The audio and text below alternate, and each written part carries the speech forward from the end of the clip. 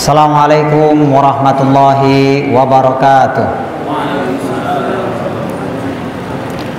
Innal hamdalillah nahmaduhu wa nasta'inuhu wa nastaghfiruh wa na'udzu billahi min shururi anfusina wa min sayyiati a'malina.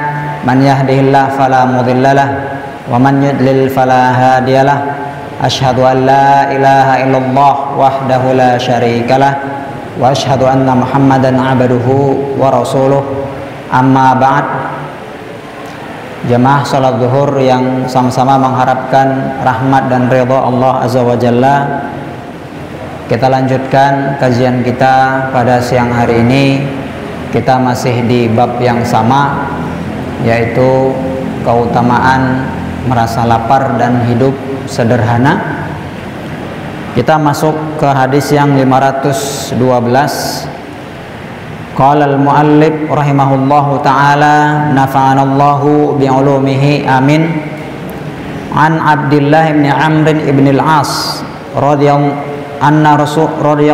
anhuma anna Rasulullah sallallahu alaihi wasallam qala qad aflaha man aslam wa ruziqa kafafan wa qanna'ahu Allahu bima atah. Rawahu Muslim.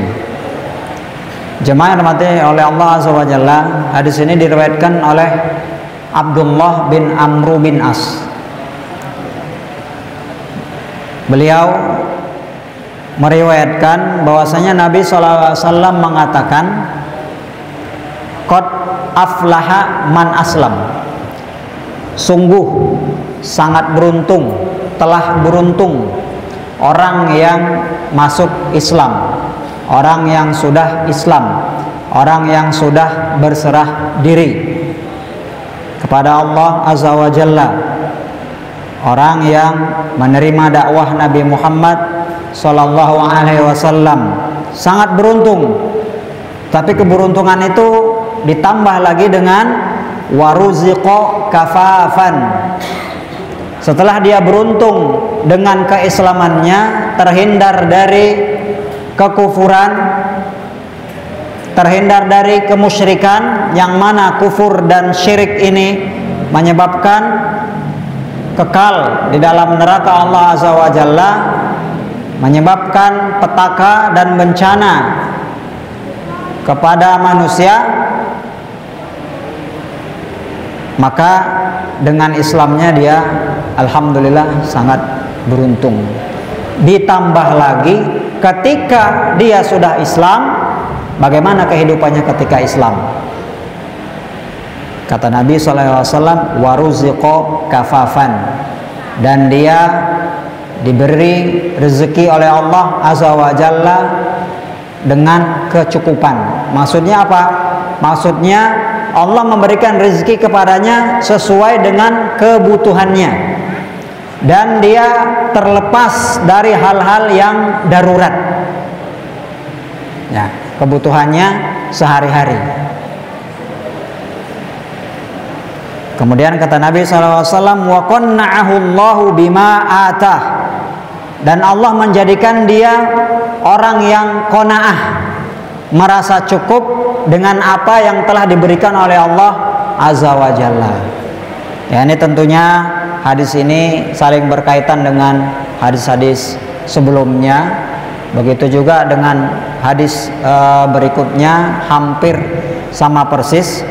Ya, nah, ini mungkin mengingatkan bagian ini, mungkin nanti kedepannya hadisnya dilompat, karena sama isinya, cuma beda versi, beda riwayat saja. Apa hadisnya? Tuba, kata Nabi Muhammad SAW, tuba liman hudiya ilal Islam wa kana aishuhu kafafan wa quni', atau wa qani'. Nah, ini artinya sama. Sungguh beruntunglah orang yang telah masuk Islam.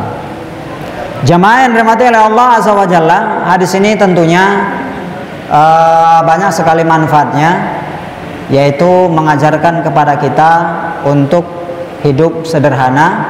Ya, ketika Allah sudah mencukupkan kita, memberikan rezeki kepada kita seadanya, maka kita haruslah merasa qanaah.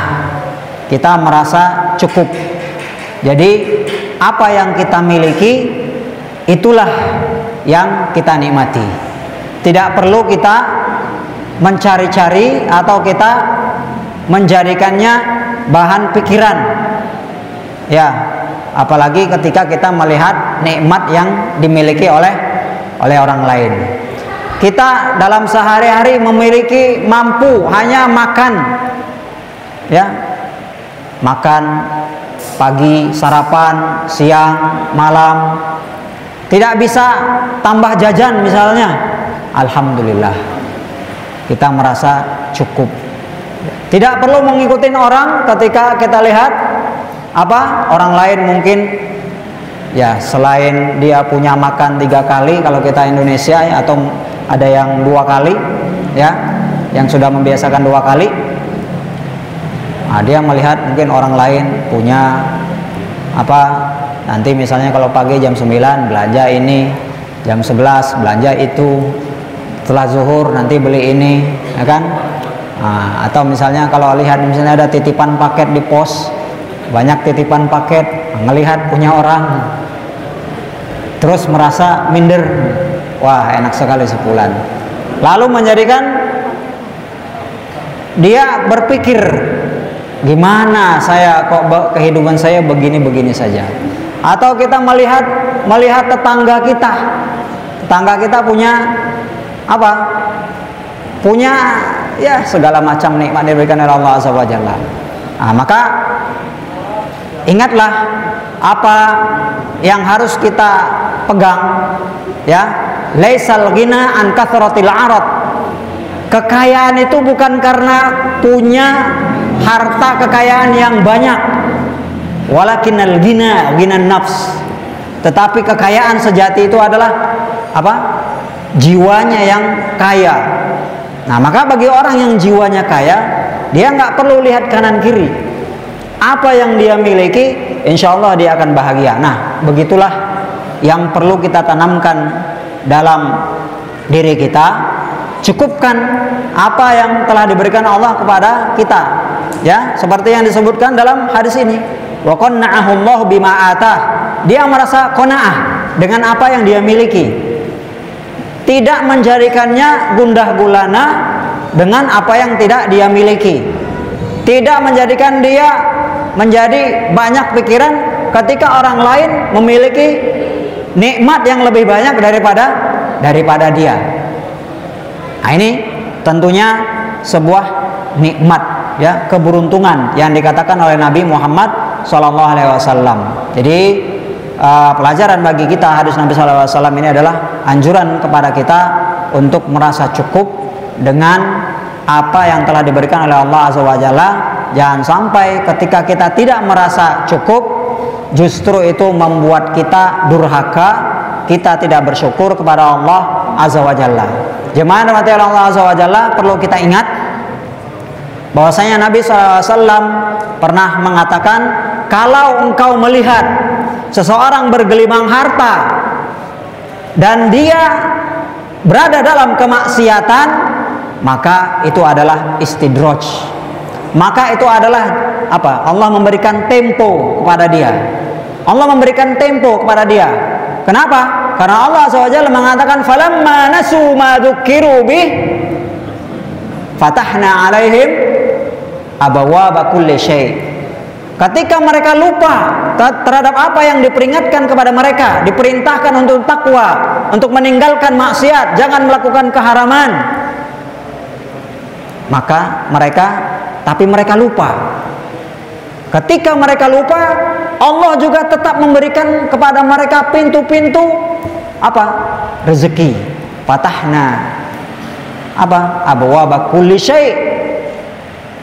Kemudian kata Allah falamma nasu ma dzukiru bi fatahna 'alaihim abwaaba kulli syai' fa akhadnahum baghtah. Ketika dia bergelimang harta, terus dia tetap bermaksiat kepada Allah Azza wa Jalla, tapi tiba-tiba nanti Allah bisa memberikan azabnya, ya.